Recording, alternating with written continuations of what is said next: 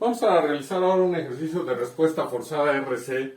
El enunciado dice: el siguiente circuito eléctrico determinar la corriente, el voltaje de la resistencia, el voltaje del capacitor y la carga del capacitor para tiempos mayores que cero. Tenemos el circuito eléctrico, tiene un interruptor que está abierto y entonces empezamos por analizarlo en tiempos menores que cero, recordando que únicamente en este tiempo se determinan o se calculan las condiciones iniciales que pudiera tener en este caso el capacitor. Como el interruptor está abierto, no permite que circule corriente a través del capacitor, por lo que no tiene condiciones iniciales, que una vez que lo determinamos, pues podemos escribir que no existen condiciones iniciales. Para tiempos iguales a cero, lo único que vamos a hacer a este interruptor que está abierto lo vamos a cerrar, entonces el interruptor se cierra. Para tiempos mayores que cero ya tenemos el circuito completo y se puede ver que hay que reducir elementos, ya que recuerden que por hablar de un circuito en el tiempo RC, únicamente debemos de tener una sola resistencia y un solo capacitor. Y en este caso, por ser respuesta forzada, una sola fuente de excitación. Y como lo vamos a analizar en conexión serie, entonces de preferencia esa fuente de excitación debe de ser de voltaje. Recordando que existen solo dos métodos que nos permiten simplificar los circuitos, uno de ellos es intercambio de fuentes, y el otro es teorema de Thevenin. Vamos a verificar si con intercambio de fuentes podemos ir reduciendo hasta llegar a un punto en donde no sea posible, y entonces veríamos si aplicamos al Thevenin, que sería el siguiente, o continuamos hasta el final con intercambio de fuentes. En este caso tenemos una fuente de voltaje con resistencias en serie y después una resistencia en paralelo. Podemos aplicar intercambio de fuentes para ir reduciendo nuestro circuito. Entonces vamos a aplicar intercambio de fuentes para simplificar el circuito. ¿Qué tanto? De ser posible hasta quedarnos con una sola fuente de excitación, una sola resistencia y el capacitor. Entonces, cómo representen la corriente de la fuente de voltaje ya va a depender de cada quien. No vamos a cometer ningún error si le damos una representación distinta. Simplemente el detalle es no equivocarse al determinar que esta corriente que estamos calculando es de la fuente de voltaje. Entonces, ¿de cuál fuente de voltaje? De la fuente de voltaje en 80, que está en serie con dos resistencias, de este punto hasta este punto, que sería lo que tenemos como referencia, y que aplicaríamos la idea en donde sería el voltaje de la fuente, que es 80, entre la resistencia equivalente, que por estar en serie sería 5 más 3 y nos da 8. Entonces 80 entre 8 nos va a dar 10 amperes. Ya podemos sustituir la fuente de voltaje por una fuente de corriente. Lleva la misma dirección que la fuente que la está originando. Nada más que ahora es una fuente de corriente de 10 amperes. La resistencia de 8 equivalente ya no va a quedar en serie a la fuente, sino va a quedar en paralelo. Y tenemos el siguiente circuito.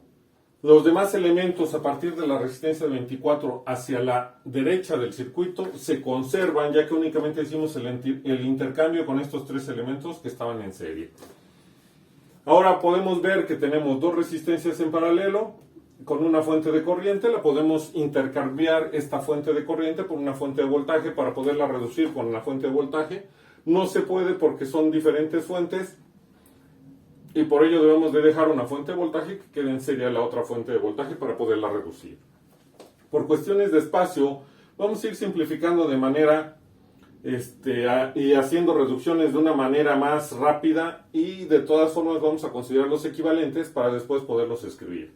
Entonces, en este caso, el voltaje de la fuente de corriente sería la fuente de corriente por la resistencia equivalente entre las dos que están en paralelo, y eso nos daría el valor de la fuente de voltaje que vamos a cambiar por la fuente de corriente. Entonces tenemos que el voltaje de la fuente de corriente va a ser igual a 10, que es el valor de la fuente de corriente, por la equivalente de las dos resistencias que están en paralelo, que por ser dos y de distinto valor, pues vamos a usar el producto entre la suma en vez de el inverso de la suma de los inversos.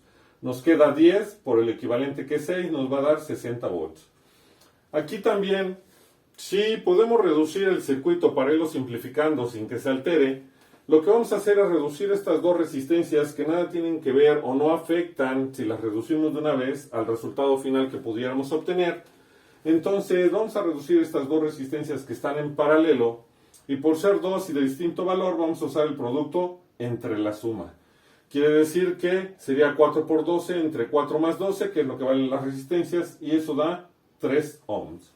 Ya tenemos un circuito más simplificado, en donde en lugar de tener una fuente de corriente vamos a tener una fuente de voltaje de 60 volts en la misma dirección de la cual se está originando, En vez de tener dos resistencias en paralelo, vamos a tener una resistencia de 6 ohms, que sería el equivalente, y en lugar de estar en paralelo, nos quedaría en serie a la fuente de voltaje. Entonces, desde este punto hasta este punto, tenemos un circuito serie formado por dos fuentes de voltaje y dos resistencias.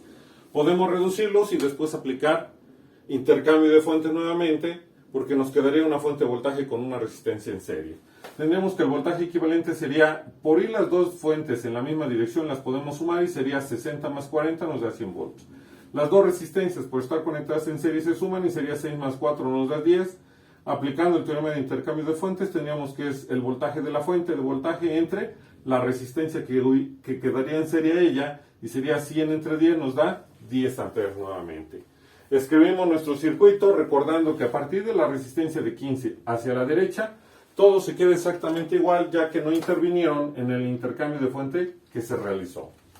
Entonces tenemos ahora, en vez de una fuente de voltaje de 60, una fuente de corriente de 10 amperes. En vez de tener dos resistencias en serie, vamos a tener una resistencia en paralelo a la fuente de corriente de 10 ohms. La resistencia de 15, la fuente de corriente de 5 y los demás elementos. Como tenemos ahora fuentes de corriente en paralelo, se pueden reducir, y también resistencias en paralelo se pueden reducir, para posteriormente aplicar intercambio de fuentes, ya que solo debería de ser una fuente de corriente en paralelo con una resistencia. Como van en diferente dirección, la fuente de 10 amperes va hacia arriba y la fuente de 5 amperes va hacia abajo, vamos a tener que restarlas, y lo ideal aquí es considerar como positiva la de mayor valor, así como su dirección. Entonces la de 10 amperes que va hacia arriba va a ser positiva y la de 5 amperes que va hacia abajo va a ser negativa, y por eso tenemos que es 10 menos 5 nos da 5 amperes la fuente o la fuente de corriente equivalente. Tenemos que ahora nuestra resistencia equivalente 2, porque esta fue la resistencia equivalente 1, es la reducción de las dos resistencias que están en paralelo. Nuevamente, como son dos y de distinto valor, vamos a usar el producto entre la suma para la reducción, y al hacer operaciones nos queda de 6 ohms. Como ya tendríamos una sola fuente de corriente y una sola resistencia conectadas en paralelo, podemos aplicar el intercambio, y el voltaje de la fuente de corriente va a ser a la corriente de la fuente, que ya sabemos que es 5, por la resistencia en paralelo, que es 6, y nos va a dar 30 volts. Entonces nos quedaría un circuito en donde tenemos la fuente de voltaje en la dirección de la fuente de corriente que predominó, que fue hacia arriba. La resistencia equivalente de 6 ya no va a estar en paralelo a la fuente de corriente, sino ahora va a estar en serie a la fuente de corriente. Como a partir del capacitor y la resistencia de 3 no se hizo nada, se conservan. Y el circuito final que se obtendría para trabajar ya sería entonces, podemos sumar las dos resistencias que están en serie y nos quedaría una fuente de voltaje de 30 volts, una resistencia de 9 ohms y un capacitor de 50 milifarads. Y como ya tenemos un circuito serie formado únicamente por una fuente de voltaje, una resistencia y un capacitor, ya podemos entonces iniciar el trabajo para encontrar la ecuación que nos permita resolverlo. Entonces, ¿qué vamos a hacer? Recuerden que siempre es aplicar leyes de Kirchhoff de voltaje, siempre que el circuito sea serie. Si fuera de paralelo, serían leyes de Kirchhoff de corriente. Y tenemos que el voltaje, siguiendo la trayectoria de la corriente de la malla, el voltaje de la resistencia más el voltaje del capacitor menos la tensión de la fuente va a ser igual a 0. Ya se sabe que el voltaje de una resistencia en el tiempo siempre se obtiene como la resistencia por la corriente. El voltaje de un capacitor en el tiempo va a ser 1 en C por la integral de la corriente diferencial del tiempo, y es igual a la fuente de excitación, que al ser una constante la pasamos del otro lado de la expresión. Aquí está negativa y pasaría positiva. Vamos a continuar con el proceso en el siguiente video. Recuerden que se lleva una secuencia en la numeración de los videos. En este caso es respuesta forzada RC.